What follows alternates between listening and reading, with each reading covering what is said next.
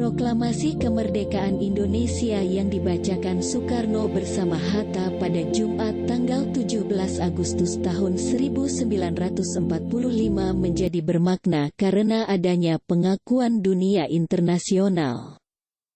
Sayangnya tidak semua negara lantas mengakui kemerdekaan itu. Belanda dan bangsa-bangsa Barat tidak serta-merta mengakui kemerdekaan Indonesia. Pengakuan justru datang dari negara-negara Timur Tengah. Bermula dari tersiarnya kabar kemerdekaan melalui saluran radio. Bangsa-bangsa yang tergabung dalam Liga Arab yang terdiri dari Mesir, Yordania, Saudi Arabia, Yaman, Suriah, Lebanon. Negara-negara yang tergabung dalam Liga Arab ini mengakui secara bulat kemerdekaan Indonesia dengan mengutus Abdul Munim ke Indonesia, dan ini menjadi tamu negara pertama dalam sejarah Indonesia. Merdeka 1945 tersebut. Adapun Palestina saat itu juga yang awal mengakui kemerdekaan Indonesia. Namun perlu diketahui bahwa saat itu Palestina belum terbentuk sebagai sebuah negara di Timur Tengah dan belum memiliki hak suara di Perserikatan Bangsa-Bangsa. Kenyataan ini seperti yang diungkapkan oleh Jenderal Abdul Haris Nasution. Karena itu tercatatlah bahwa negara-negara Arab yang paling dahulu mengakui Republik Indonesia dan paling dahulu mengirim misi diplomatiknya ke Jogja dan yang paling dahulu memberi bantuan biaya bagi diplomat-diplomat Indonesia di luar negeri, Mesir, Syria, Irak, Saudi Arabia, Yaman, memelopori pengakuan de jure Republik Indonesia merdeka. Bersama Afghanistan dan Iran, Turki mendukung kemerdekaan Indonesia. Fakta-fakta ini merupakan hasil perjuangan diplomat-diplomat revolusi kita dan simpati terhadap Republik Indonesia yang tetap luas di negara-negara Timur Tengah merupakan modal perjuangan kita seterusnya, yang harus terus dibina untuk perjuangan yang ditentukan oleh UUD 1945, yaitu ikut melaksanakan ketertiban dunia yang berdasarkan kemerdekaan, perdamaian abadi dan keadilan sosial. Dukungan Liga Arab memberi pengaruh besar di dunia internasional atas pengakuan kemerdekaan Indonesia. Negara-negara yang tergabung dalam Liga Arab yang terdiri dari Mesir, Yordania, Saudi Arabia, Yaman, Suriah, Lebanon, pada tahun 1945 itu sudah memiliki hak suara di Perserikatan Bangsa-Bangsa sehingga menguatkan dorongan pengakuan dunia internasional agar mengakui kemerdekaan Indonesia. Artinya Indonesia diterima sebagai sebuah negara baru. Bukan hanya itu, mereka juga mengirimkan utusan khusus yang akan menyampaikan secara resmi dukungan itu kepada Soekarno-Hatta. Utusan itu bernama Abdul Muim, yang dikenal sebagai tamu negara pertama setelah Indonesia merdeka. Kedatangan Muim menjadi dukungan berarti di saat Belanda ingin memblokade Indonesia dari dunia internasional. Muim rela mempertaruhkan nyawa demi menyampaikan dukungan Liga Arab terhadap kemerdekaan Indonesia. Muim adalah konsulat jenderal Mesir di India. Selain Mesir, yang dikenal sebagai negara pertama yang mengakui kemerdekaan Indonesia, terdapat sejumlah negara Arab yang mendukung Indonesia. Selain Timur Tengah, Vatikan juga termasuk negara yang awal mengakui kemerdekaan Indonesia. Ini merupakan daftar negara anggota Liga Arab yang menitipkan dukungan langsung.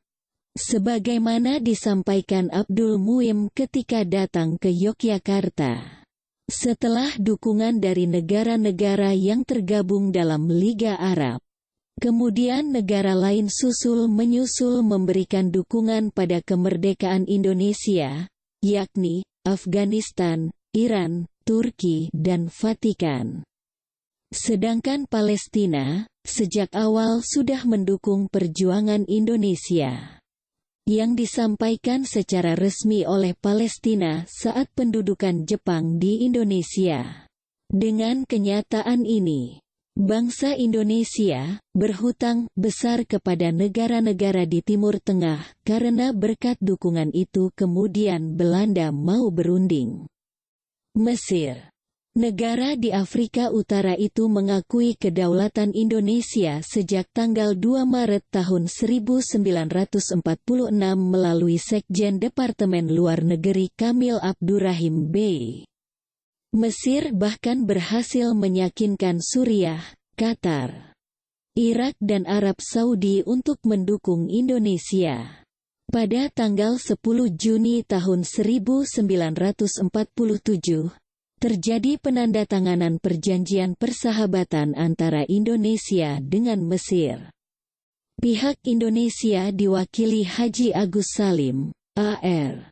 Baswedan, Nazir Pamuncak, dan Rasjidi. Sedangkan pihak Mesir diwakilkan oleh Mahmud Fahmi Nokrasi. Kemudian Suriah menjadi negara selanjutnya yang mengakui kemerdekaan RI. Pengakuan resmi dilakukan pada tanggal 2 Juli tahun 1947. Setelah itu hubungan diplomatik keduanya terjalin tahun 1950. Lebanon mengumumkan dukungannya kepada Indonesia secara de jure, berdasarkan hukum. Tanggal 29 Juli tahun 1947. Setelah itu hubungan bilateral antara Lebanon dengan Indonesia pun dimulai. Kedutaan Besar Indonesia untuk Lebanon di Beirut pada tahun 1996. Australia, salah satu bentuk dukung negeri kanguru adalah peristiwa Black Armada, yang terjadi tanggal 24 September tahun 1945.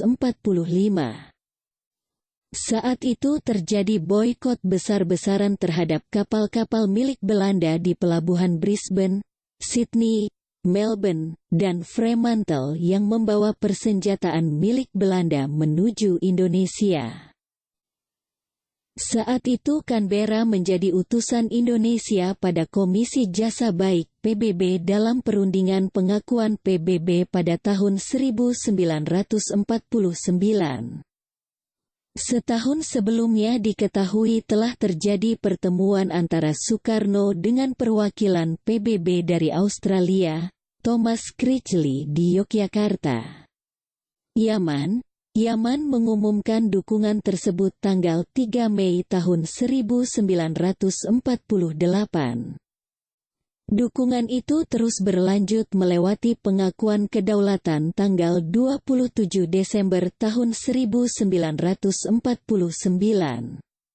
Dukungan Palestina, seorang nasionalis Palestina yang juga merupakan Mufti Agung Yerusalem, Amin al-Husseini, menyampaikan ucapan selamat atas kemerdekaan Indonesia melalui siaran radio berbahasa Arab dari Berlin, Jerman.